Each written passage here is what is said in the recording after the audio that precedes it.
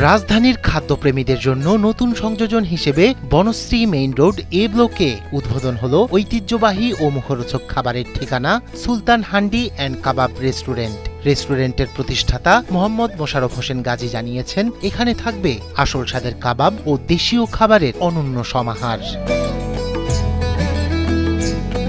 সামাজিক দায়বদ্ধতার অংশ হিসেবে প্রতি শুক্রবার অসহায় ও দরিদ্র মানুষের জন্য বিনামূল্যে খাবারের ব্যবস্থা থাকবে সুলতান হান্ডি কাবাবের পক্ষ থেকে। আমাদের এখানে সকল মানুষের জন্য একটা স্পেশাল খাবার আছে, সেটা হলো গরুর মাংস, ভাত, ডাল সবজি আনলিমিটেড, এটা 100 টাকা। মানুষকে ভালো খাবারের মাধ্যমে একত্রিত করা এবং সমাজের জন্য কিছু করা, এই লক্ষ্য নিয়েই আমাদের পথ চলা, বলেন রেস্টুরেন্টের প্রতিষ্ঠাতা মোহাম্মদ মোশাররফ হোসেন গাজী।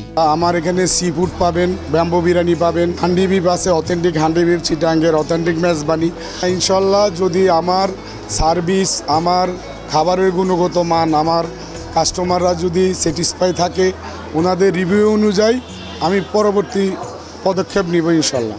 উদ্বোধনী অনুষ্ঠানে বিশেষ অতিথি হিসেবে উপস্থিত ছিলেন জনপ্রিয় তারকা রাজদীপা ও শাহেদ শরীফ খান, যারা উদ্বোধন অনুষ্ঠানকে আরও প্রাণবন্ত করে তোলেন।